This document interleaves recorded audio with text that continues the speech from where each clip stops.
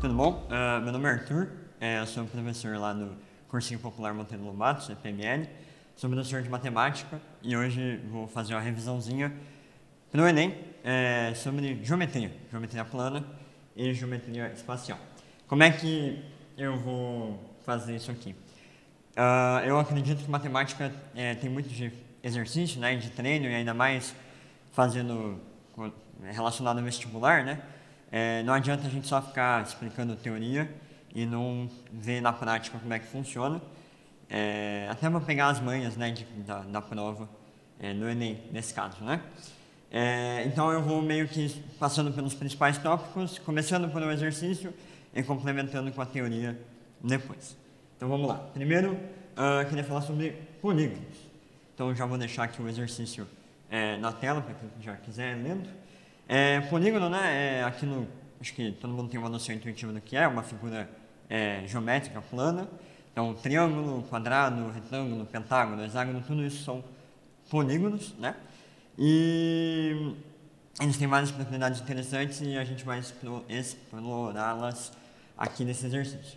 Então, antes de começar a parte de matemática mesmo, eu queria comentar uma dica para quem vai fazer o Enem, né? Especificamente para o Enem, como é uma prova diferente das outras, que tem bastante texto, é uma prova muito longa, que o tempo é muito importante, você tem que ser estratégico com o seu tempo e às vezes, principalmente na parte de matemática, mas também na parte de ciências exatas, os textos que tem nas questões, eles não são essenciais para você resolver a questão. Então, por exemplo, essa questão aí, lá de 2020, né, do ano passado, tem esse primeiro parágrafo aí que começa azulejo, designa, peça, cerâmica, não sei o quê. Esse parágrafo ele não importa para a resolução do texto, na resolução do exercício. Então, a dica que eu dou, se vocês verem um texto desse com uma fonte, que está na cara que é um contexto, não leia, passe para o exercício. Se você não entendeu, aí você volta e lê de novo, que daí você vai ganhar tempo. Nesse caso aqui, você só precisa ler se você não souber o que é um azulejo, que eu acho que dá para assumir que vocês sabem o que é. Então vamos lá, vamos começar aqui nesse segundo parágrafo. Então, azulejos do formato de octógonos regulares serão utilizados para cobrir um painel retangular, conforme ilustrado na figura. Aí eu separei aqui, ó, eu queria falar sobre os octógonos regulares e o retangular, né? Que aí é que entra a parte de polígonos. Então, tanto um octógono quanto um retângulo são polígonos. O octógono é um polígono de 8 lados e o octógono regular é um octógono que tem todos os lados iguais e todos os ângulos internos iguais. Então, quando eu marquei aqui de verdinho esses tracinhos, eu estou indicando que todos esses lados têm a mesma medida. E como todos esses outros octógonos aqui são iguais ao primeiro, então esse lado aqui, se ele medir L, por exemplo, ele vai ser L aqui, L aqui, L aqui, L aqui, L aqui, e assim vai. Aliás, esse negócio de regular, um polígono regular qualquer, pode ser um octógono, um hexágono, qualquer um, ele é um polígono que tem todos os seus lados iguais, todos os ângulos internos iguais, tá? O retângulo, que é esse painel retangular aqui, ele é um quadrilátero, então ele tem 4 lados, só que ele não é regular. A gente pode ver pela figura aqui que esse lado ele é bem menor do que esse aqui, né? Qual que é a propriedade que vai interessar para a gente do retângulo? O retângulo ele é um quadrilátero que tem 2 pares de lados paralelos, então essa parte aqui de cima é paralela a essa e esse segmento é paralelo a esse, e o ângulo entre esses lados adjacentes é reto. Então, se isso aqui está na horizontal, isso aqui está na vertical. Tá? A gente vai usar essa informação daqui a pouquinho. Vamos continuar lendo o exercício. Entre os octógonos e na borda lateral dessa área, será necessária a colocação de 15 azulejos de outros formatos para preencher para. Uma loja oferece azulejos nos seguintes formatos: triângulo, retângulo isósceles, triângulo equilátero e quadrado. Os azulejos necessários para o devido preenchimento das áreas em branco nesse painel são os de formato 1, 2 ou 3, 1 e 2, 1 e 3 e assim por diante. O que ele está querendo dizer com toda essa monte de coisa que ele escreveu aqui? Basicamente, essas coisas que estão em branco aqui, essa figura, esse polígono e esse polígono, são o quê? Quadrado, triângulo isósceles, triângulo equilátero, e é isso que a gente vai. Isso que é Quando se você conseguir responder essa pergunta, você consegue responder o exercício. Então vamos lá. Aquilo que eu tinha falado, né? Como aqueles lados, como o octógono é regular, todos os lados são iguais e... Então, ó, esse lado em vermelho aqui é igual a esse, que é igual a esse, que é igual a esse. Então isso aqui é um quadrilátero com lados iguais. Isso significa que é um quadrado? Não. Um quadrado, ele, além de ter todos os lados iguais, ele também tem todos os ângulos internos retos. Então, um quadrilátero que tem todos os lados iguais é um losango. Mas, como isso aqui é uma prova de múltipla escolha, você olhou aqui nas alternativas. Tem triângulo, triângulo, quadrado. Quadrado é o único quadrilátero que tem aqui. Então, isso aqui é um quadrado, tá? Se vocês quiserem pensar um pouco e provar por que isso aqui é um quadrado, fiquem à vontade, mas na hora da prova vocês não vão ter esse tempo. Então, já dava para descartar algumas alternativas. Por exemplo, não é a A, não é a C, porque elas não têm o número 3, né? Outra coisa, esses dois lados aqui também são iguais, né? Então, isso daqui que é um triângulo, né? Um polígono de 3 lados. Isso aqui é um triângulo isósceles. Então, peraí que ainda não chegou nessa parte desse slide. O triângulo isósceles. Já vamos voltar nisso e eu já explico por que isso vai ser útil. Antes disso, deixa eu falar desse ângulo aqui, que é igual, todos esses ângulos aqui são iguais, né? Eu indiquei esse só para especificar. Isso aqui equivale a esse ângulo aqui, ó, de 45 graus. Por quê? Isso aqui é um octógono, o ângulo interno do octógono é 135, e se eu continuar essa reta aqui horizontal, esse ângulo tem que ser 45, porque soma com 135 para dar 180, que é essa reta aqui. Então, esse triângulo aqui, ele é um triângulo isósceles, que tem dois lados iguais, e um dos ângulos dele é 45 graus. Então, guarda essa informação. Vamos lá. O triângulo isósceles, ele tem a seguinte propriedade. Se ele tem dois lados iguais, o terceiro lado, que é aqui o lado BC, que é o lado diferente, a gente chama de base, né? E os ângulos que são adjacentes a essa base, então o ângulo B e o ângulo C, são iguais, tá? Ou seja, esse triângulo isósceles. Esse triângulo isósceles aqui, se esse ângulo da esquerda é 45 graus, então o ângulo da direita também tem que ser 45 graus, porque esses ângulos são adjacentes a essa base aqui de cima, tá? Agora, eu quero descobrir... bom, a gente já sabe que ele é isósceles, certo? Então, olha aqui de novo na questão. Tem uma opção que é triângulo, retângulo, isósceles. A gente não sabe ainda se esse triângulo é retângulo, mas a gente pode descobrir.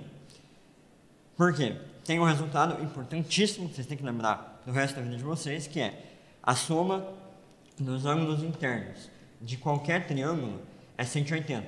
Então, nesse triângulo aqui que está desenhado, se eu pegar o ângulo A, somar com o ângulo B, somar com o ângulo C, tem que dar 180 graus, tá? O mouse está me traindo aqui, mas vocês entenderam, né? 180 graus. Então, se eu tenho esse triângulo aqui de cima e um ângulo dele é 45, o outro também é 45, e a gente quer achar o terceiro tem que ser 90.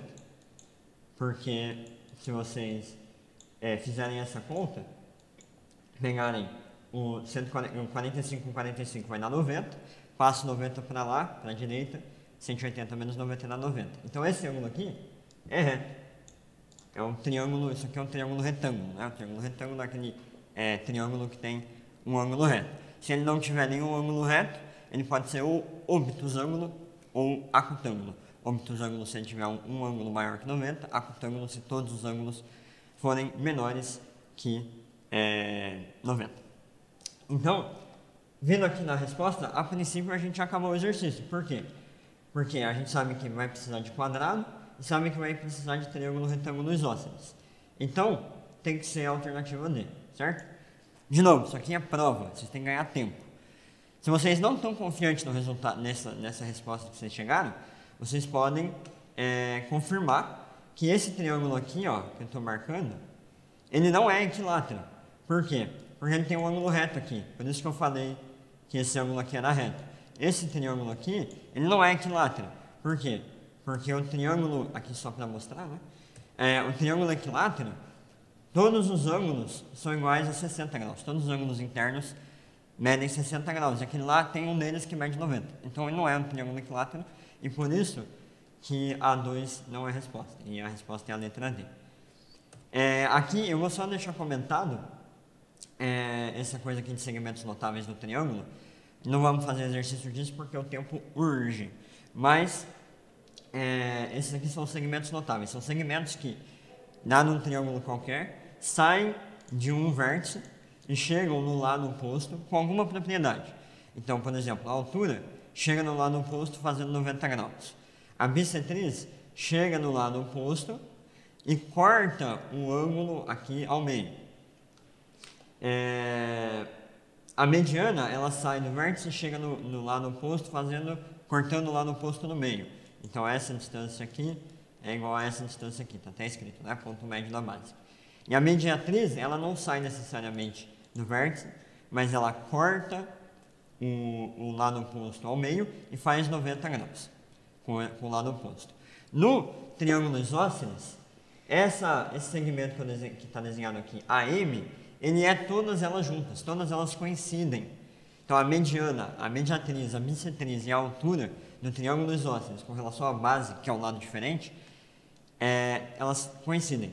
Então esse ângulo aqui é reto, esses BM e MC são iguais, esses dois ângulos aqui pequenininhos são iguais e assim por diante. Se vocês quiserem, eu não vou fazer aqui para a gente não perder muito tempo, mas dá para vocês enxergarem todas essas propriedades aqui. Ó.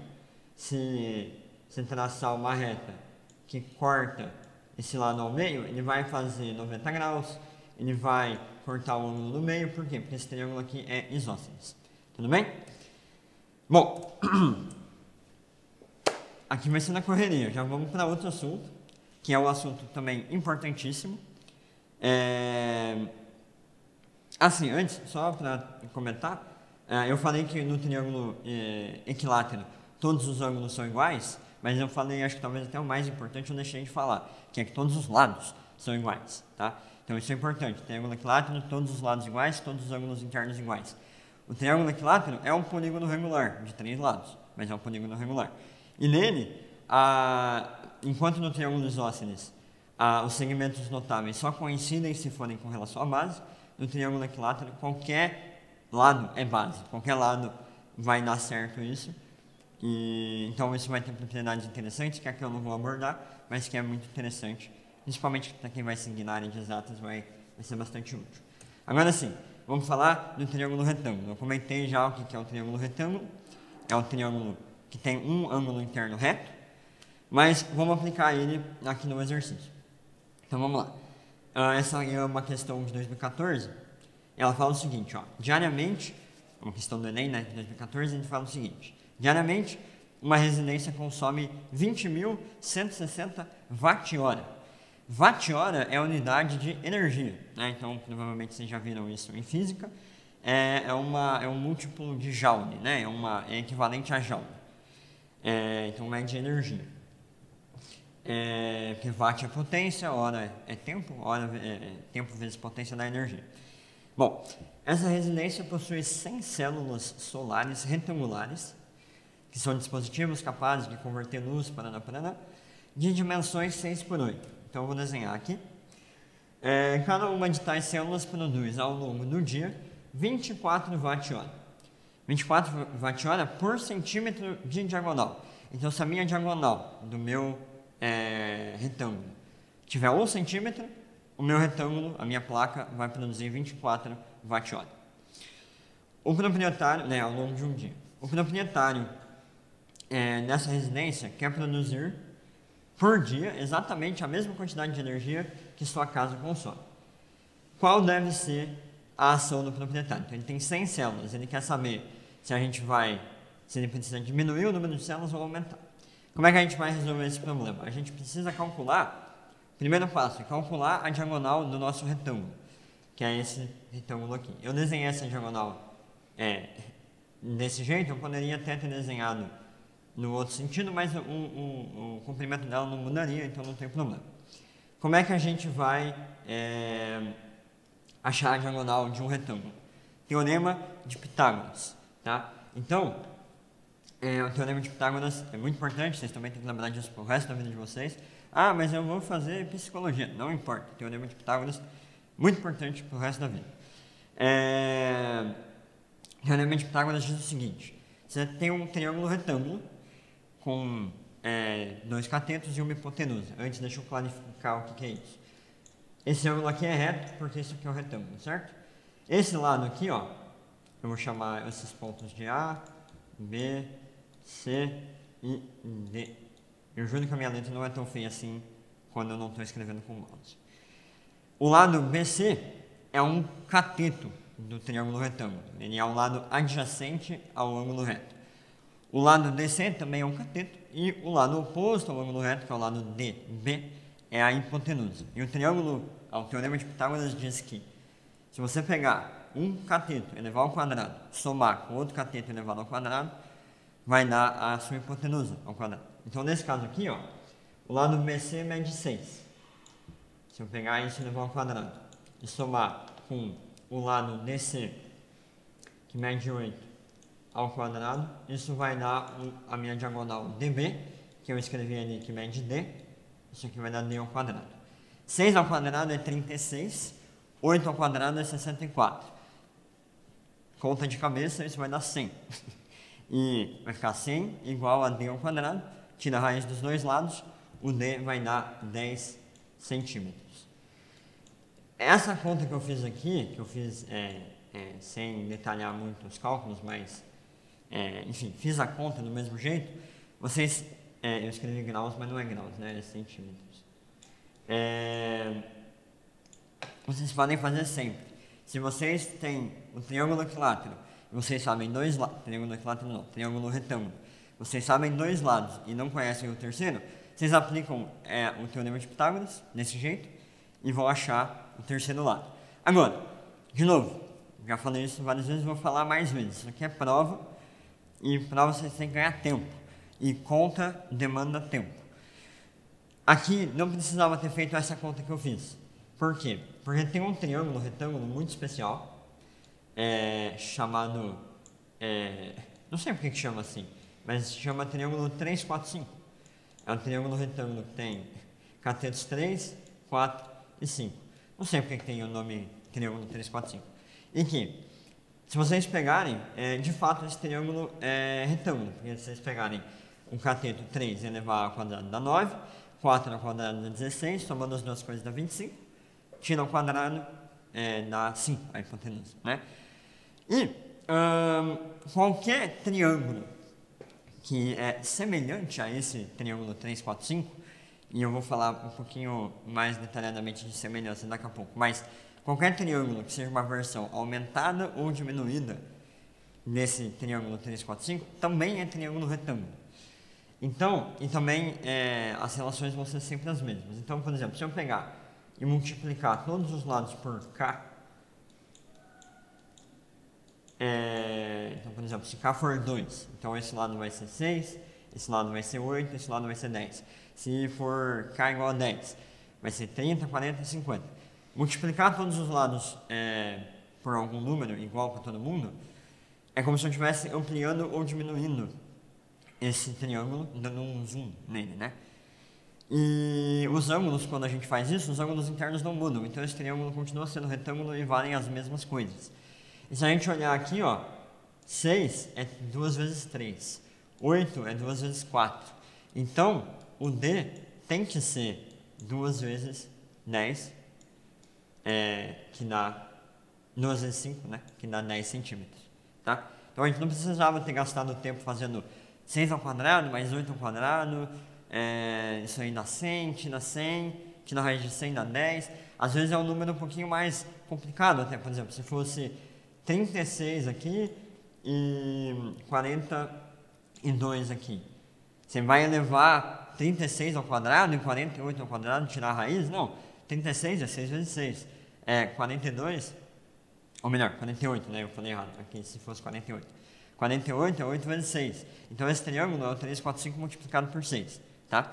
Então vocês podem ganhar tempo desse jeito. Bom, agora acabou a parte de geometria, agora resolveu o problema. Resolveu agora o problema algébrico. Se vou fazer uma regrinha de 3 aqui, hein? Se 1 centímetro de diagonal gera 24 watt-hora, então 10 centímetros vai gerar quantos watt-hora? 240, né? Ou seja, uma placa solar dessa daqui gera 240 watt-hora. Quantas placas eu preciso para gerar 20.060? É só, eu posso fazer uma regra de 3, então tipo, se uma placa gera 240, X vão gerar 20.060. Mas, na prática, o que vai dar no final das contas é isso aqui, ó. Divide 20, 160, meu Deus, letra horrível, por 240. Isso aqui vai dar 84. Ou seja, eu preciso de 84 células para gerar 20.160 watt-hora. Mas ele não quer saber quantas células eu preciso para gerar isso. Ele quer saber, eu tenho 100.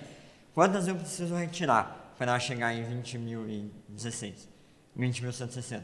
Preciso tirar 100 menos 84, que dá 16. Certo? Bom, sobre o teorema de Pitágoras de triângulo retângulo é isso. Eu queria aproveitar, já que eu falei de diagonal de retângulo, vamos falar de diagonal de quadrado. Eu não vou fazer um exercício sobre isso, mas só para comentar, porque esse é um resultado bem útil para a gente. Se vocês aplicarem o teorema de Pitágoras igualzinho ao que eu fiz no caso do retângulo, vocês vão ver que a diagonal do quadrado é raiz de 2 vezes o lado do quadrado. E isso facilita muitas vezes a conta do que você pegar e aplicar o teorema de Pitágoras, digamos assim, passo a passo, né? Se o teorema de Pitágoras, no caso geral, te dá esse resultado aqui, use esse resultado, tá bom? Bom, comentei semelhança de triângulo, vamos fazer um exercício sobre isso. Então, como eu falei, semelhança de triângulo ocorre quando você tem dois triângulos que um é uma versão aumentada ou diminuída do outro e os ângulos internos deles, né, dos dois são iguais. É como se vocês, por exemplo, pegassem, pensem numa praça que é triangular. Imaginem uma praça triangular na vida real, que tem, sei lá, 500 metros de lado, alguma coisa assim. Quando vocês forem desenhar isso no mapa, vocês vão desenhar esse triângulo, que é essa praça, com os mesmos ângulos internos, só que diminuído, certo? Para caber na sua folha, então vai ter centímetros de lado. Esses dois triângulos, o triângulo que tem centímetros de lado no papel e o triângulo que tem metros de lado na vida real, esses dois triângulos são semelhantes, tá? Vamos ver como é que isso funciona na prática. Eu peguei esse exercício aqui, ele é bem diretão, ele não tem muita enrolação. Os exercícios mais recentes, eles têm um pouco mais de contextualização, e esse aqui é um pouquinho mais antigo, né, de 2009, mas vamos lá. Ó, a rampa de um hospital tem sua parte mais elevada a uma altura de 2,2 metros. O paciente, ao caminhar sobre a rampa, percebe que se deslocou 3,2 metros e alcançou uma altura de 0,8 metros. A distância em metros que o paciente ainda deve caminhar para atingir o ponto mais alto da rampa é... Bom, muitas vezes, como eu já fiz aqui em um dos meus dois exemplos, a gente facilita a nossa vida se a gente desenhar as coisas. Então, vamos desenhar essa rampa. Então, tem aqui uma rampa com 2,2 metros de altura. O cara andou, né, o paciente andou 3,2 metros. Se vocês lessem só a primeira parte, vocês não sabem se ele está subindo ou se ele está descendo. Mas, lendo a segunda parte, dá para subentender que ele está subindo, né? Então, basicamente, essa distância aqui, ó, eu marquei, é 3,2. E quando ele subiu 3,2 na rampa, ele subiu na vertical 0,8. E aí ele quer saber quanto é que é o comprimento total da rampa. Ou melhor, quanto que falta para terminar de subir a rampa. Então, quanto é que é essa distância daqui até aqui.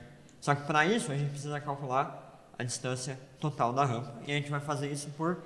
Qualquer livro de matemática vai ter algum exercício desse tipo, porque é o caso mais automático de semelhança de triângulo, é o que aparece mais vezes, e por isso que eu escolhi esse. E o que eu recomendo, se você ainda não está muito acostumado com semelhança de triângulo, ainda não tem aquela prática de fazer conta com isso sem medo de errar, desenhe os dois triângulos que estão na figura. Então eu desenhei aqui, ó, esse triângulo pequenininho, que sei lá, eu vou chamar de, por exemplo, se eu chamar esse triângulo grandão de ABC, o triângulo pequenininho é A, por exemplo, DI. Então eu desenhei esse triângulo menorzinho, ADE, aqui, tá? E desenhei o triângulo maior aqui embaixo, ABC, certo? Para dois triângulos serem semelhantes, eles precisam ter todos os ângulos internos iguais. Nesse caso, a gente sabe que um dos ângulos pelo menos é igual, que é esse ângulo reto aqui, né? Ó. Eu sei que ele é reto porque ele é o ângulo entre a horizontal e a vertical, né? Então, é intuitivo. Então, eu sei que esses dois triângulos têm pelo menos um ângulo em comum, que é esse ângulo reto aqui, tá? Bom, e os outros? Vocês concordam comigo que do mesmo, ou melhor, né? Só para clarificar, né? Esse ângulo aqui C que eu desenhei, ele equivale a esse ângulo C que eu desenhei aqui. O ângulo reto aqui do triângulo menorzinho é esse aqui, né? Só para deixar claro, mas enfim. Agora, vejam bem, se eu desenhar esse ângulo aqui, que é o ângulo que está no vértice A, ele é a abertura entre as retas, entre os segmentos de reta AD e AE, e ele também é a abertura entre os segmentos de reta AB e AC. Então, esse ângulo, sei lá, se eu chamar ele de alfa, ele está aqui e ele está aqui, certo? E aí a gente já pode concluir que esses dois triângulos são são semelhantes. Ah, mas e o terceiro ângulo, ele é igual? Sim, por quê? Por causa daquele resultado, aquele teorema que eu falei no começo da aula. Soma dos ângulos internos dos triângulos é sempre 180. Então, por exemplo, se esse ângulo aqui, vou chamar ele de θ, e esse ângulo aqui eu vou chamar ele de γ. Ó, se eu fizer a soma dos ângulos internos nesse primeiro triângulo, vai dar alfa mais θ mais 90 igual a 180. Então vai ficar alfa mais θ igual a 90. Aqui embaixo a mesma coisa. Alfa mais 90 mais γ dá 180. Então alfa mais γ dá 90. Se alfa mais γ dá 90 e alfa mais beta também dá 90, então o alfa e o beta e o γ tem que ser iguais, certo? Vou repetir que eu troquei as palavras. Se alfa mais θ dá 90 e alfa mais γ dá 90, então o θ e o γ tem que ser iguais, certo? Então esses dois triângulos são semelhantes. E como é que a gente aplica a semelhança para resolver o exercício? Bom, a gente usa o fato de que um é a versão aumentada do outro. Então esse de baixo, o ABC, ele é uma versão aumentada do ADI. Isso, traduzindo, agora falando mais matematicamente, se traduz no seguinte resultado. A relação entre entre lados opostos por um mesmo ângulo é constante. Então, é proporcional. Então, ó, eu vou escrever aqui, ó. Por exemplo, o lado oposto ao ângulo alfa desse triângulo é 2,2. O lado oposto ao ângulo alfa nesse triângulo é 0,8. Se eu pegar o lado oposto ao ângulo reto nesse triângulo maior, que é o D, que a gente não conhece, e dividir pelo lado oposto ao ângulo reto do menor triângulo, que é 3,2, essas duas coisas têm que ser iguais. Por quê? Porque D sobre 3,2, esse número, ou por exemplo, 2,2 dividido por 8, isso vai dar um número. Esse número é o K daquele exemplo que eu dei. É quantas vezes o triângulo de baixo está aumentado com relação ao de cima. E se eles são semelhantes, todos os lados forem aumentados de K. Então, o número D sobre 3,2 também tem que ser K, e por isso que essas duas coisas são iguais. Certo? Se vocês fizerem essa conta, vai dar... vou fazer aqui rapidinho para eu não falar besteira e confundir mais a cabeça de vocês. Ó, fazer junto com vocês. 2,2 vezes 3,2 dividido por 0,8 dá 8,8. D dá 8,8. Certo? Finge que isso aqui é um 8. Finge que o professor sabe escrever alguma coisa. Isso vai estar em metros, certo? A resposta não é 8, 8,8 não tem nas alternativas. Ai meu Deus, a gente errou. Não, de novo, cuidado com o enunciado. Ele não quer saber a distância total. Ele quer saber qual é a distância que falta para o paciente percorrer para chegar no ponto B. Então é D menos 3,2. Ou seja, 8,8 menos 3,2. Isso é 5,6, que é a letra D. Tudo bem? Bom, agora a gente vai mudar um pouquinho de assunto. Por enquanto a gente falou de polígono, né? Então, o primeiro exemplo de polígonos é de maneira geral, depois 2 exemplos de triângulos. Agora a gente vai falar de circunferência, tá? De novo, vou dar um exemplo aqui, agora eu vou pegar uma questão mais atual do Enem, de 2019. Então vamos lá. Uma pista circular delimitada por 2 circunferências concêntricas foi construída.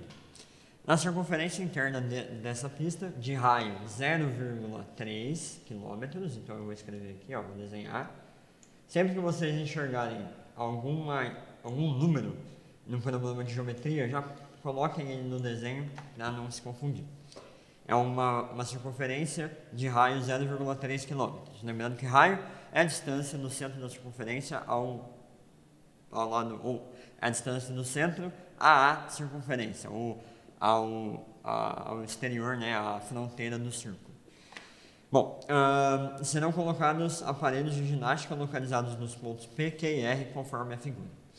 O segmento RP é diâmetro dessa circunferência interna. Ou seja, se eu ligar os pontos R e P, fazer essa corda aqui, corda é o segmento que liga 2 pontos de uma circunferência, eles vão passar exatamente pelo centro. Então, finge que isso aqui está passando pelo centro, tá?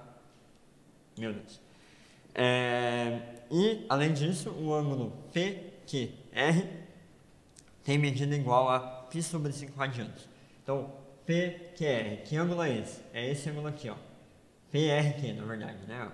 O chapeuzinho em cima do R indica que ele é o vértice do ângulo, certo? Então, esse ângulo aqui mede π sobre 5 radianos. E aí ele quer saber, basicamente, vamos continuar lendo. Para uma pessoa ir do ponto P ao ponto Q, ou seja, fazer isso aqui, né? No sentido anti-horário, por isso que eu já desenhei essa setinha aqui, no sentido anti-horário. Para você que é uma pessoa da geração Z e nunca viu um relógio analógico, pesquise na internet. Use as suas ferramentas aí para você entender o que é. Por que isso aqui chama anti-horário, tá? Então, ele quer saber, para ir de P até Q no sentido anti-horário, qual é a distância? Bom, primeira coisa que eu quero falar sobre esse exercício, que não é bem relacionado à circunferência, é relacionado a ângulo, né? Radiano, a gente até agora estava falando de grau, né? A gente falou 180 graus, 90 graus, mas radiano também é uma unidade de medida de ângulo. E ele tem a sua equivalência para grau. Então a gente pode converter isso aqui para grau, se for o caso. Nesse caso, nem precisaria necessariamente, mas eu vou fazer só para mostrar para vocês. Como é que a gente faz isso? Faz uma regrinha de 3 também. Em graus, uma volta, né, ela é caracterizada da seguinte maneira. O zero, né, quando não tem ângulo nenhum, é 0 graus. Uma volta inteira é 360 graus, certo? E meia volta, que é o ângulo raso, é 180 graus. Eu vou escrever aqui, 180 graus. Em radianos, 0 radianos também é um ângulo nulo, né? Não tem ângulo, não tem abertura. Só que uma volta inteira não é 360 mais, é 2π, tá? E meia volta vai ser π. Então eu vou fazer o seguinte, 180 equivale a π. Nesse caso, como eu tenho um valor em radianos, eu escrevo aqui 5 sobre, ou melhor, π sobre 5. Isso vai ser quantos graus? Vai ser 1/5 de 180, certo? 1 quinto de 180 é 9 graus, né? Porque 180 dividido por 10 dá 18. Não, ou melhor, dá 36 graus, né? Isso, porque 180 dividido por 10 dá 18, vezes 2 vai dar dividido por 5, isso dá 36, certo? Então, ok, então, se você não tinha entendido o que significava π sobre 5, agora você sabe, quer dizer, esse ângulo aqui, ele mede 36 graus, tá? Então ele é um ângulo menor que um ângulo reto, ele é um ângulo que não aparece muito, né? Geralmente a gente trabalha com 30, 60, principalmente na trigonometria, mas, enfim, é o caso desse exercício. Tá, ok. Esse é o primeiro passo. Segundo passo é o seguinte, eu quero falar. Qual que é um perímetro, entre aspas, da circunferência? Na verdade, a gente quer saber quanto mede a circunferência inteira. Trazendo isso um pouco mais para a vida real, para não ficar muito só no mathematics, imaginem qualquer... eu não tenho aqui, tem uma garrafa. Imaginem que isso aqui seja um círculo, tá? Se vocês pegarem e amarrarem um barbante ao redor desse círculo, marcarem, tirarem, cortarem e esticarem esse fio e medirem o comprimento desse fio cortado, o comprimento desse fio é o comprimento da sua circunferência, é o perímetro da sua circunferência, né? Lá nos polígonos a gente mede perímetro somando todos os lados do seu polígono. Aqui não tem lado, né? Porque é circunferência, mas a ideia é mais ou menos a mesma, tá? E a fórmula que vocês também precisam saber para o resto da vida de vocês é a seguinte. O C... Meu Deus, vou escrever de novo. O C, que é o comprimento da sua circunferência, ele é 2 vezes π vezes o raio. Então, essa circunferência inteira aqui, que tem raio 0,3, ela tem comprimento 2 vezes π vezes 0,3, ou seja, 0,6 vezes π, né? Π, para quem não sabe, é aquele número irracional com infinitas casas, sem nenhum padrão, 3,1415 e assim vai. A gente geralmente aproxima para 3,14, né? Mas, enfim. Mas ele não quer saber a circunferência inteira. Ele quer saber só um trecho. Como é que a gente calcula isso?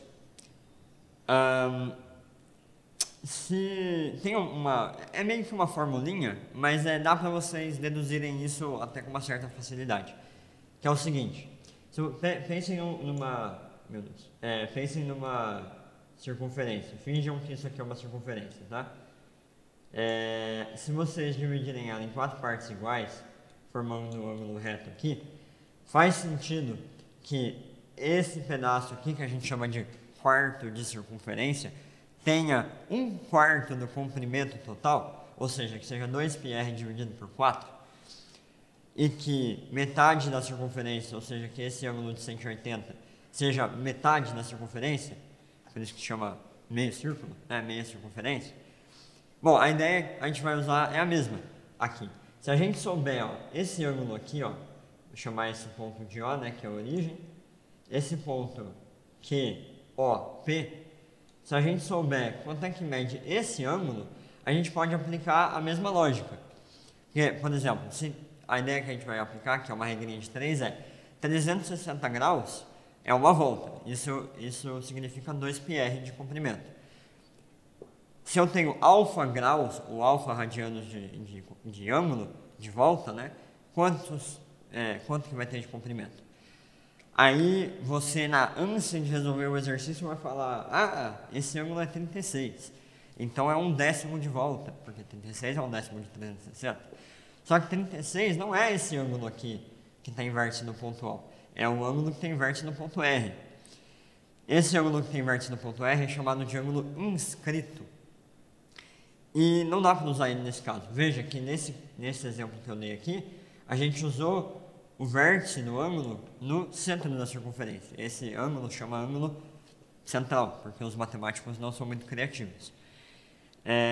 Então a gente precisa transformar a gente precisa achar, baseado nesse ângulo de 36, qual é esse ângulo central aqui. E aí eu digo para vocês o seguinte resultado, que não vou deduzir, mas esse ângulo aqui tem que ser 72 graus. Ele tem que ser o dobro. E a ideia é a seguinte, se eu tenho, eu vou tentar desenhar uma circunferência aqui de novo. Se eu tenho um ângulo inscrito, que mede alfa, e um ângulo central que enxerga o mesmo arco, aqui por exemplo AB, ou nesse caso QP, esse ângulo central mede 2 alfa, tá? Esse é o resultado que vocês podem usar.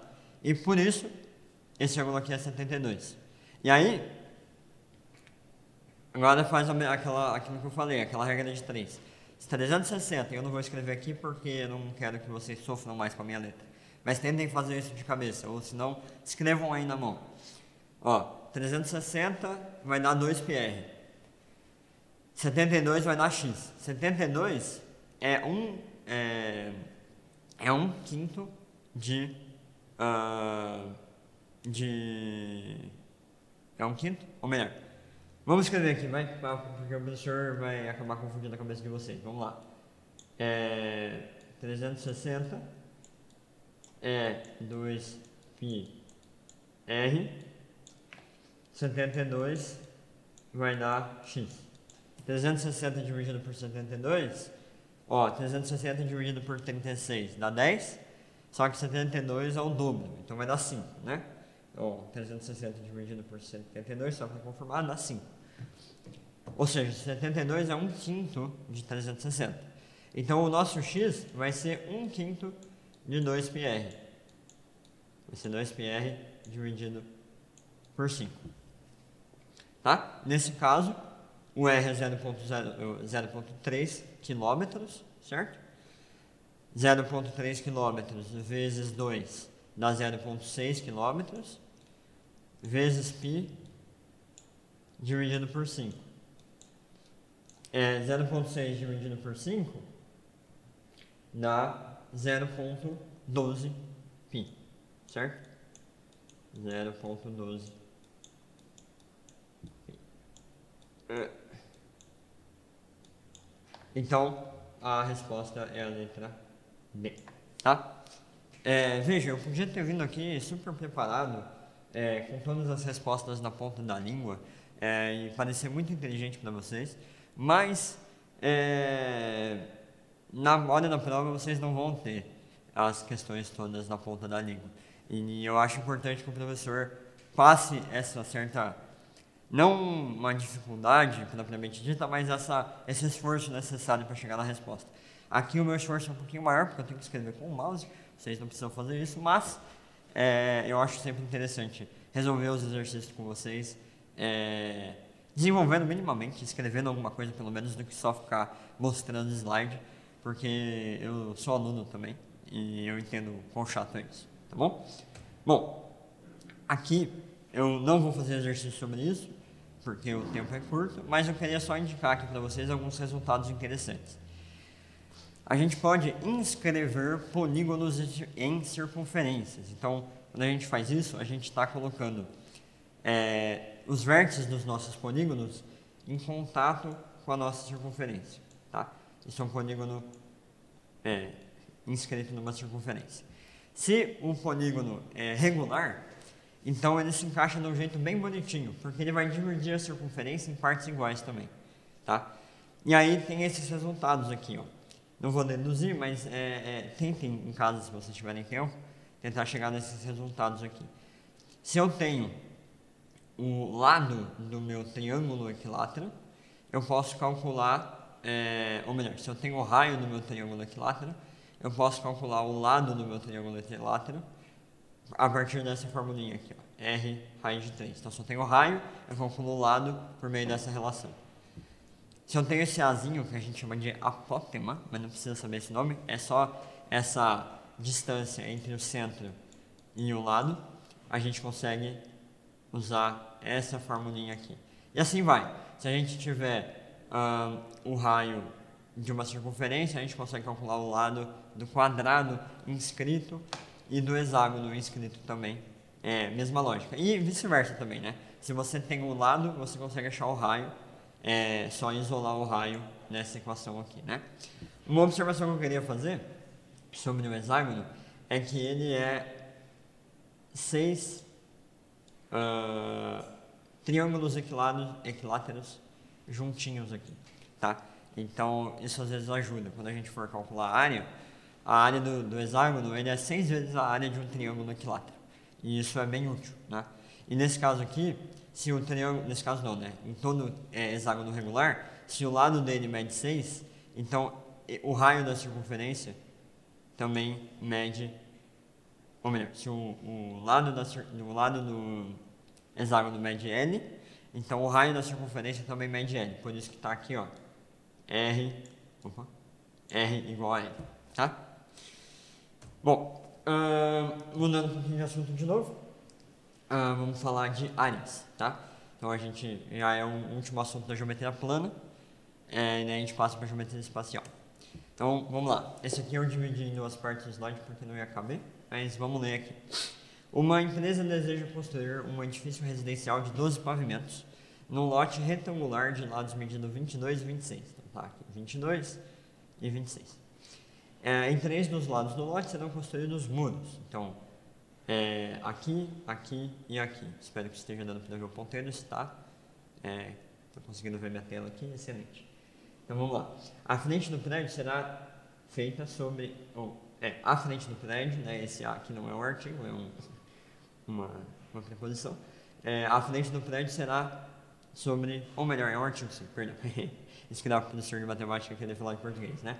A frente do prédio será sobre o lado do lote de menor comprimento. Ou seja, sobre o lado de 22, né? Que é esse aqui da direita.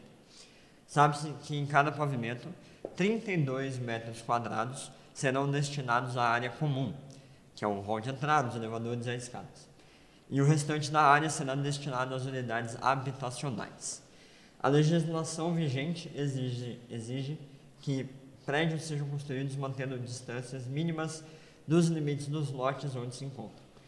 Em obediência à legislação, o prédio ficará a 5 metros afastado da rua, 3 de distância do muro do fundo e 4 da distância do muro lateral.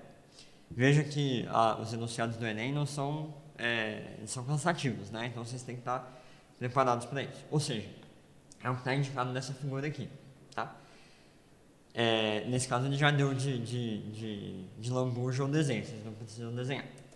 E aí ele pergunta, a área total em metros quadrados destinado às unidades habitacionais desse edifício. Qual vai ser essa área? Então vamos lá. Basicamente, ó, se o terreno é tudo isso aqui, e eu vou limitar esse terreno por meio dessas distâncias aqui, a área construída é um retângulo que eu desenhei aqui, certo? É esse retângulo aqui. Qual que é a área de um retângulo? É base vezes a altura. É um lado vezes o outro. Então a gente precisa calcular esses lados, a base e a altura. Então, ó, o terreno aqui, ele mede no total 26. Ele tem 26 de comprimento. Só que eu tirei 5 aqui e tirei 3 aqui, ou seja, eu tirei 8. Então, vai sobrar 18 metros. Meu Deus. Vai sobrar 18 metros de comprimento aqui. E desse lado, eu tinha 22, eu vou tirar 4 e vou tirar 4. Então, 22 menos 8 vai dar 14, né? 14. Então, aqui é 14. Então, qual que é a área nesse retângulo aqui? É 14 vezes 18, tá? Então, a área, eu vou escrever aqui, ó. A área, que é base vezes altura, é 14 vezes 18. E isso dá, só pra gente já deixar registrado, 14 vezes 18 dá 252, tá? 252 metros quadrados. Então tem 252 metros quadrados de área construída, para usar o termo técnico. Só que ele fala que dessa área toda aqui, 32 metros quadrados vão ser usados para a área comum. E ele quer saber quantos metros quadrados vai sobrar para a área habitacional. Então eu preciso tirar 32 metros de 252, isso aqui dá 220, certo? Então eu vou chamar isso aqui de área linha, isso aqui dá 220 metros quadrados, certo? 220 metros quadrados por andar, E ele fala que são 12 pavimentos. Então, no total, é só fazer 220 vezes 12, e isso vai dar 2.640,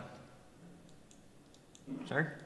2.640 metros quadrados. Eu falei aquela hora que 252 era a área construída, mas na verdade, de fato, a área construída é 2.640, que está aqui. Tá bom? Vejam que se vocês tivessem esquecido de tirar o 32 aqui, ia dar um resultado diferente, que provavelmente está em alguma dessas alternativas aqui. Tá? Uma coisa que eu sempre falo com relação à área é que as fórmulas de área e o que você tem que raciocinar para calcular a área não é difícil. O difícil é você chegar nos elementos que você precisa para calcular a área. Nesse caso não era tão difícil, porque era só pegar 22 e 26 e ir retirando aqui os afastamentos. Mas às vezes não é tão simples assim. E para você chegar nesses resultados, você precisa usar todas aquelas ferramentas que a gente viu na geometria plana nos outros casos. Semelhança de triângulo, teorema de Pitágoras, polígono regular e outras coisas que eu não comentei aqui, que às vezes passam batido e não são assunto de uma revisão, né? Bom, de novo, né, uma observação aqui para já deixar registrado. Eu não vou fazer um exemplo de cada um, porque, de novo, o nosso tempo é curto. Mas, como eu falei, a área do retângulo é base vezes altura, então A vezes H. Um quadrado, que é um retângulo também, né? Um quadrado é um retângulo que tem todos os lados iguais, ele vai ser base vezes altura também, só que nesse caso a altura é igual a base, então é A ao quadrado. Por isso que a gente escreve metro ao quadrado, né? Faz sentido. Paralelogramo, a formulinha é igual ao do retângulo, é base vezes altura, só que a altura não é o lado mais, né? Porque o paralelogramo, como ele é inclinadinho, a altura não equivale mais não é mais igual ao outro lado. Por quê? Porque a altura ela é a distância entre dois lados paralelos. E isso aqui que eu estou desenhando não é a distância entre dois lados paralelos. A distância entre dois lados paralelos é isso aqui, formando 90 graus aqui, que é esse H aqui, está desenhado, tá? O losango é utilizado menos, mas está aí a formulinha. Se você tem as duas diagonais, você multiplica uma pela outra, divide por 2, isso vai dar a área. E o triângulo também é bem importante, ele equivale a metade de um retângulo. Se eu quiser ser mais preciso, eu diria metade de um paralelogramo. Eu vou desenhar aqui para vocês verem como é que isso faz sentido, tá? Então, isso aqui que eu estou pintando é metade dessa área toda, área A vezes H dividido por 2, tá? E o trapézio, ele tem uma formulinha um pouquinho diferente, mas é bastante útil. E é base maior mais base menor vezes a altura dividido por 2. Se você quiser falar isso de outro jeito, é a média aritmética das bases vezes a altura. Olha só que chique, tá? E eu vou desenhar aqui para vocês verem por que é isso. Eu só vou desenhar, depois vocês pensem um pouquinho para ver se faz sentido. Mas vejam que eu desenhei um paralelogramo aqui, tá? Bom, eu falaria de geometria plana por o tempo que fosse. Eu sou professor de geometria plana, eu adoro geometria plana, mas a gente precisa avançar, né, na matéria, então vamos passar para geometria espacial. Geometria plana, a gente estava falando tudo, como o próprio nome já diz, no plano, mas a gente não considerava o que era o plano. A gente não ficava pensando em qual plano a gente estava trabalhando.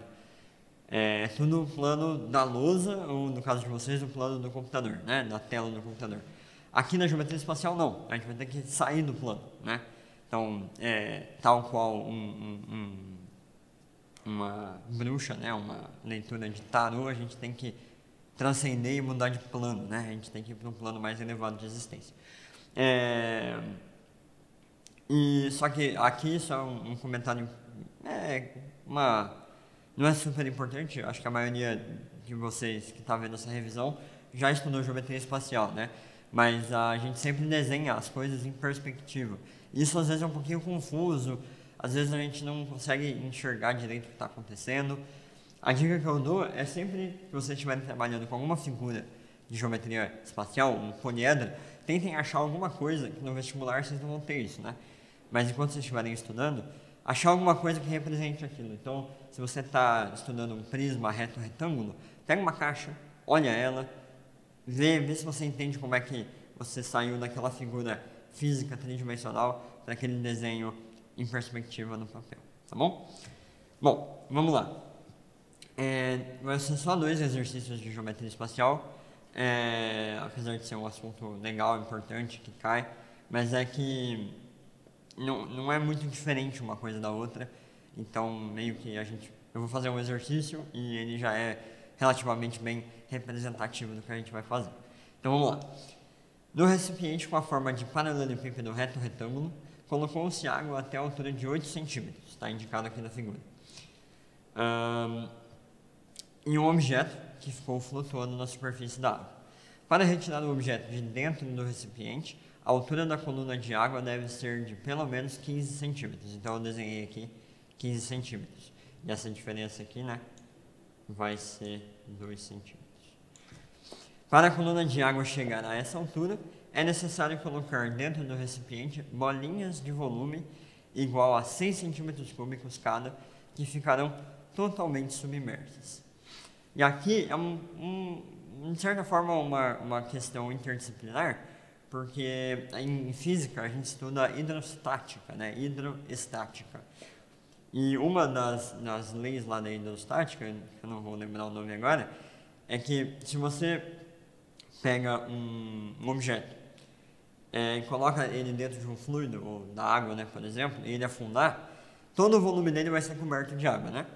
E vocês já perceberam isso, né? Quando vocês estão, sei lá, tomando banho de banheira, como se alguém tomasse banho de banheira, né? Mas, sei lá, se vocês colocarem a mão de vocês num pote com água, enfim, qualquer coisa, vocês vão ver que a água vai subir, né?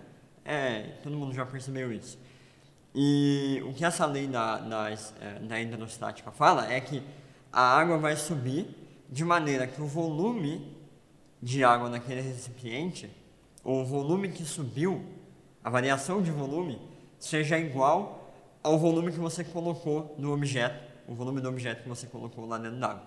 Ou seja, quando ele fala colocar dentro do recipiente bolinhas de volume igual a 6 centímetros quadrados, cada vez que eu colocar uma bolinha de 6 centímetros cúbicos aqui, a minha água vai subir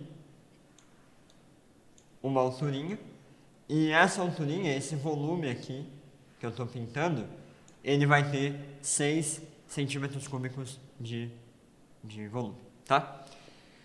Aí ele fala o seguinte: qual é o número mínimo de bolinhas necessárias para que se possa retirar um objeto que flutua na água seguindo as instruções dadas? Então, basicamente é o seguinte: quantas bolinhas eu tenho que colocar para a variação de volume ser tal que essa coluna de água, ou seja, que o nível da água suba até 15 centímetros.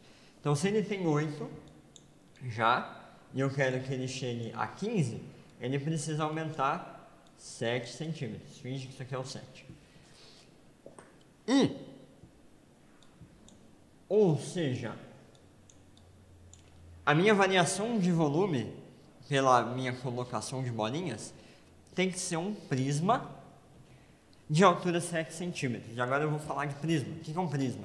Prisma é um poliedro, ou seja, uma figura tridimensional, que tem duas faces paralelas, que são polígonos iguais. Então, se a face de cima é um quadrado, a face de baixo é um quadrado igualzinho. Se é um triângulo igualzinho. Isso é um prisma, né? E essas duas faces são interligadas por meio de arestas e de faces, e que juntas formam esse prisma. Então aqui, ó, essa figura toda aqui, que tem 17 centímetros de altura, ele é um prisma, porque ele tem um quadrado aqui, que é igual a um quadrado aqui, e esses dois quadrados são interligados por arestas e faces que formam uma figura fechada. Tá? Nesse caso, é um prisma reto, porque ele não é inclinadinho, e ele é um prisma que a gente chama, é um prisma especial chamado de paralelepípedo, é um prisma reto retângulo.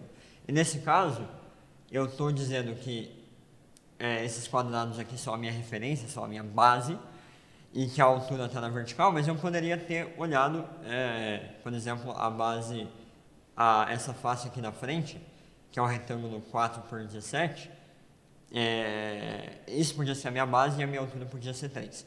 Correção, eu falei que essa base aqui era um quadrado, mas não é, né? É um retângulo que tem lados 4 e 3. Mas enfim, a explicação é a mesma. Basicamente, o que a gente vai ter que fazer nesse exercício? Eu quero que o meu volume aumente e preencha esse prisma aqui que eu desenhei, que é um paralelepípedo de base 3, 4, igual aqui, ó, só que de altura 7. Qual que é o volume de um prisma de base tal que seja um retângulo 3 por 4 e altura 7? Bom, a gente usa a formulinha do volume dos prismas, que é base vezes altura, área da base vezes altura. Então, vou escrever aqui, ó. O volume de um prisma, ele é área da base vezes a altura. Nesse caso, como é um paralelepípedo, eu poderia escolher qualquer área da base e, portanto, qualquer altura. Mas vamos escolher a mais intuitiva. Qual que é a área da base aqui? É a área desse retângulo que eu falei, que eu errei falando que era um quadrado. Qual que é a área desse retângulo? É base vezes altura. É 4 vezes 3. Certo? 4 vezes 3. Escrever até com parênteses para ficar mais organizado. E qual que é a altura? 7. Isso vai dar 12 vezes 7. 12 vezes 7 dá 84, né? Deixa eu só conferir aqui. 12 vezes 7, 84, exatamente. 84 centímetros cúbicos. Ou seja, o volume que sobe, esse ΔV, essa variação de volume é de 84 centímetros. Ou seja, o volume dos objetos que eu coloquei dentro desse meu recipiente tem que ser 84 centímetros. Só que esse meu objeto, na verdade, são vários objetos, são várias bolinhas que tem cada uma 6 centímetros cúbicos de volume. Então, se eu dividir esse 84 por 6, eu vou ter o número de bolinhas que eu preciso para elevar o nível da água, certo? Então, o meu N, do mesmo jeito que a gente tinha feito no outro exercício, ele é 84 dividido por 6, e isso vai dar 14. Tá? E aí está resolvido o exercício. Entendeu? Agora, aqui eu fiz a conta na calculadora, porque eu quero fazer a conta rápido e não errar, e não confundir mais a cabeça de vocês. Na hora da prova, vocês não vão ter calculadora, vocês vão ter que fazer essa conta na mão. Agora, a dica que eu quero dar para vocês é a seguinte. O que é mais trabalhoso? Fazer 4 vezes 3, 12, vezes 7, 84, e depois dividir por 6, que dá 14, ou é fazer isso aqui, ó. 4 vezes 3 vezes 7, dividido por 6. Corta 3 com 6, sobra 2. Corta 2 com 4, sobra 2. E dá 14. Mais fácil fazer isso, né? Então, em alguns momentos aqui na nossa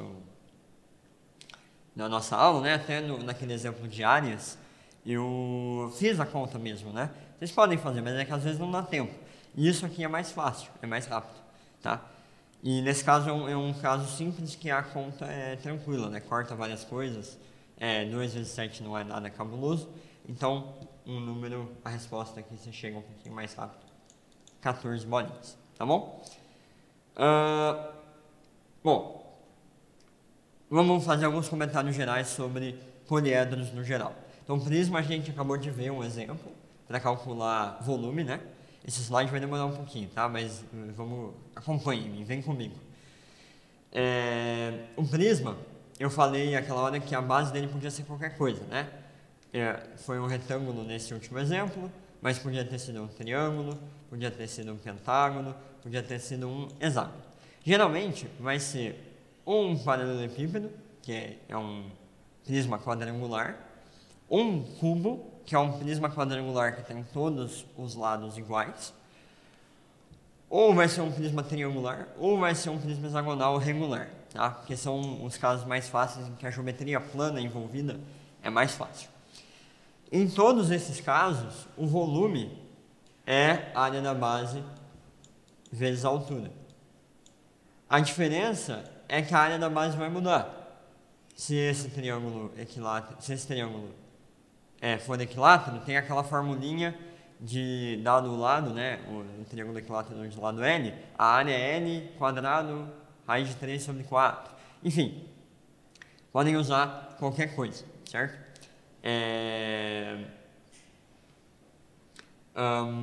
Se for, por exemplo, um prisma hexagonal regular, então ele vai ser 6 triângulos equiláteros de lado L, como eu tinha falado lá, lembra? Então a área da base vai ser 6 vezes L quadrado raiz de 3 sobre 4. E assim vai, tá? É geometria plana. Mas, nos prismas também tem algumas outras coisas que a gente pode calcular, além do volume, que são as áreas das faces. Então, nos prismas retos, que são os que não são inclinados, as faces são sempre retângulos, certo? Essas faces laterais aqui que eu estou desenhando aqui, ó. Essa face aqui, são sempre retângulos e a área deles vai ser base vezes altura. Então vai ser, por exemplo, esse lado aqui vezes essa altura aqui, certo? Se você somar todas as áreas de todas as faces laterais, você tem o que a gente chama de área lateral. E se você somar a área lateral, as duas áreas da base, a de cima e a de baixo, eu vou escrever aqui, ó, 2 vezes a área da base, isso aqui dá o que a gente chama de área total. Meu Deus. Área total. E fisicamente, o que significa essa área total? Imaginem que vocês vão comprar um presente para alguém e vocês compram uma caixa, que é um paralelepípedo, na qual está o presente, né? E vocês querem embrulhar a sua caixa e vocês precisam comprar papel de presente, né? Ou plástico de presente, não sei como é que chama. E vocês querem comprar exatamente a quantidade que vocês precisam. Então vocês precisam saber qual é a área de papel que vocês vão ter que comprar. A área de papel que vocês vão ter que comprar para embrulhar o presente inteiro é a área total, tá? Claro, estou desconsiderando aqui as dobras, né, as sobreposições, mas é só para ter uma noção do que eu estou falando. Tudo bem? O que mais que eu posso falar aqui de prismas? Tem alguns casos que a gente pode usar outras ferramentas da geometria plana, por exemplo, teorema de Pitágoras para calcular diagonal de prisma, mas são coisas um pouquinho mais complexas que eu acho que não cabem aqui numa revisão, mas que é sempre bom rever, perguntar, estudar com calma, porque pode te garantir uns pontinhos a mais. Bom, vamos passar para o próximo tópico, que são as pirâmides. Então já fomos com os prismas, vamos para as pirâmides agora. A pirâmide, ela é prima do prisma, para fazer um joguinho de palavras, e ao invés de você ter 2 planos paralelos contendo 2 polígonos iguais, então tipo um triângulo e um triângulo, um quadrado, o polígono só aparece na parte de baixo, ou na parte de cima, né? E a outra parte é um ponto, como vocês estão vendo aqui. Então tem um triângulo aqui embaixo e um ponto aqui em cima que a gente chama de vértice. Aqui é a mesma coisa, tem um polígono aqui embaixo, que é a base, e tem um vértice, que é um ponto ao qual se liga todos os outros vértices aqui da sua base, certo? Mas a ideia é a mesma, é uma coisa bem parecida com o prisma, não tem muito de muito cabuloso. Aqui, se a gente fosse calcular o volume, por exemplo, super clichê cair, sei lá, alguma coisa relacionada às pirâmides do Egito, sei lá. O volume, sei lá, dado que uma pirâmide do Egito tem tantos metros de largura, tantos metros de altura, tantos metros de, sei lá, dá todas as medidas lá e pede para você calcular o volume da pirâmide do Egito. A formulinha que você vai usar não é área da base vezes a altura como era no prisma. Pensa num prisma que tem uma certa área e uma altura h. Agora pensa numa pirâmide que tem a mesma área e a altura h também. Ela vai ocupar um volume menor, né? Que ela vai diminuindo. Eu não vou deduzir para vocês, mas... Opa, passei sem querer o slide. Mas o volume das pirâmides é 1/3 do volume do prisma. Então, se você tem um prisma com uma certa área da base e com uma certa altura, uma pirâmide com a mesma área da base e com a mesma altura vai ter 1/3 do volume. A área lateral das pirâmides é a mesma coisa, é a área dessas faces laterais aqui, é a soma das áreas dessas faces laterais, com a diferença de que as áreas laterais agora, as faces laterais, não são mais retângulos, elas vão ser triângulos. Mais especificamente, se a sua pirâmide for reta, né, então se ela tiver com o vértice centralizado, vão ser triângulos isósceles. E você pode brincar de teorema de Pitágoras com essas distâncias. Então, eu vou desenhar aqui bem um rascunho bem chulo, só para vocês pegarem uma ideia, mas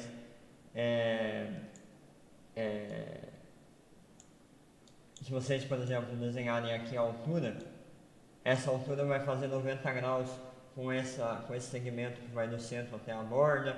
Aí vocês conseguem calcular, por exemplo, um lado aqui nesse seu triângulo, conseguem calcular o lado de baixo, aí vocês vão ter um triângulo isósceles e podem usar a geometria plana para resolver o triângulo isósceles e achar a área da face, certo? E aí, somando todas as áreas das faces, você tem a área lateral, e somando a área lateral agora com uma área da base, tem a área total. E de novo, imagina que vocês querem, por exemplo, vocês vão jogar RPG com alguém e vão jogar um dado D6 lá. D6? E vocês querem calcular quanto de papel vocês têm para embrulhar aquele dado. Isso que é a área total, certo? Para acelerar aqui, só para a gente não ficar muito longo, vou comentar sobre o cilindro e o cone. O cilindro é um prisma de base circular e o cone é uma pirâmide de base circular. A ideia aqui é a mesma. Volume do cilindro é a área da base vezes a altura. A área total é a área lateral mais 2 vezes a área total. Nesse caso, a área lateral, como não são várias faces, imaginem que vocês estão abrindo o cilindro. Isso vai dar um retângulo. O retângulo vai ter altura h e um comprimento, ou base, né, igual ao comprimento da circunferência do cilindro, que é 2πr. E assim vai. O cone é a mesma coisa. Se vocês abrirem ele, vai dar um setor circular. Mas eu estou comentando rapidinho aqui para a gente não perder muito tempo nisso. Depois, com calma, vocês... só para relembrar vocês do que está acontecendo. E também, de novo, para relembrar, tronco de pirâmide e tronco de cone. Tronco de pirâmide e tronco de cone é quando você corta a pirâmide ou o cone e pega a parte de baixo, digamos assim. Então, isso aqui é um tronco de pirâmide, isso aqui é um tronco de cone. E para vocês fazerem conta com isso, é só vocês pensarem, por exemplo, que o volume do tronco de pirâmide é o volume da pirâmide inteira, menos o volume da pirâmidezinha de cima aqui. O volume do tronco de cone é o volume do cone inteiro, menos o volume do cone de cima. A área lateral é a mesma coisa, e assim vai, tá?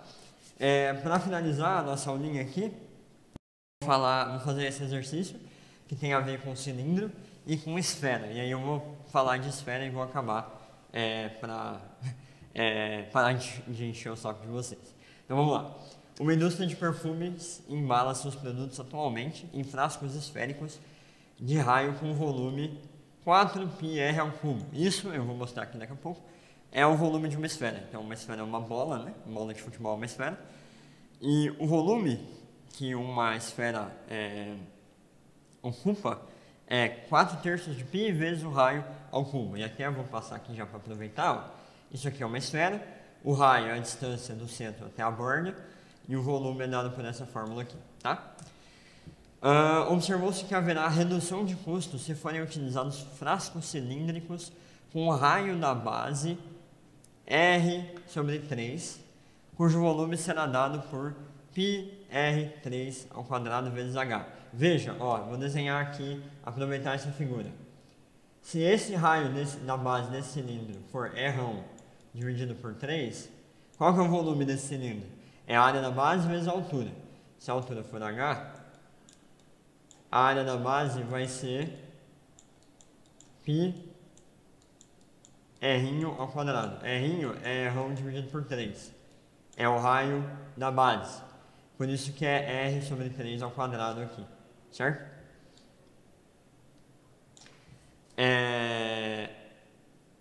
E H é a altura da nova embalagem. Aí ele quer saber, para que seja mantida a mesma capacidade do frasco esférico, no frasco cilíndrico, qual que deve ser a altura do seu cilindro? Então, basicamente, você tem que igualar os volumes. Então, é bem algébrico esse exercício, eu só quis usar para contextualizar e utilizar um pouquinho, aplicar cilindros e contextualizar um pouquinho esferas. Então, ó, π, finge que aquilo ali é um π, πr ao quadrado, dividido por 3 ao quadrado, e não vou escrever 9, vocês já vão ver por quê, vezes h. Ó, π corta com π, r ao cubo corta com r ao quadrado, 3 corta com o expoente aqui do 3, ó. Então vai ficar r igual a, passo 4 dividindo, fica h sobre 12, certo? E na verdade eu não devia ter passado 4 para lá, eu devia ter passado 3. Então o h é 12 vezes R1 e a resposta é a letra I. Tudo bem? E aí, só para a gente terminar aqui, queria comentar que do mesmo jeito que a gente calcula a área total dos outros poliédros, a gente pode calcular a área de uma esfera. Então, ou seja, a área do papel de embrulho que você precisa para cobrir uma esfera. E ela é dada por 4 vezes πr quadrado. Interessante, né? Não vou deduzir aqui, mas a área de uma esfera é 4 vezes maior, exatamente 4 vezes maior, que a área de um círculo, né? de mesmo raio. Outra coisa aqui, tá mais fácil de visualizar aquela coisa que eu falei de usar ferramentas da geometria plana na geometria espacial. Se vocês cortarem uma esfera por um plano, vocês vão ter o que a gente chama de calota, que é essa parte aqui de cima. E essa calota, ela vai ser definida aqui por uma circunferência menorzinha, certo? Que é menor que essa circunferência diametral aqui. E vocês podem achar a relação entre o raio R1 nessa circunferência espectral, que é essa diametral, né? Que é o mesmo dessa daqui, e essa circunferência menor dada uma altura usando o teorema de Pitágoras, certo? Que é o que está escrito aqui, ó. O raio da circunferência menor ao quadrado mais a distância ao quadrado vai dar o raio da circunferência maior ao quadrado, que é o raio da sua esfera, certo? E dá para aplicar essa mesma ideia, aqui eu tentei desenhar aquela hora, não ficou muito bom, né? Mas dá para usar essa mesma ideia de teorema de Pitágoras, semelhança de triângulo e tal, em outras situações, em outros poliedros na geometria espacial. Bom, era isso que eu tinha para falar hoje para vocês. Vou deixar aqui essa esfera bonitona para vocês se divertirem. E é isso, muito obrigado pela atenção. Boa sorte aí para todo mundo, boas provas, bons estudos. E a gente se vê aí numa próxima vez. Obrigado, até mais.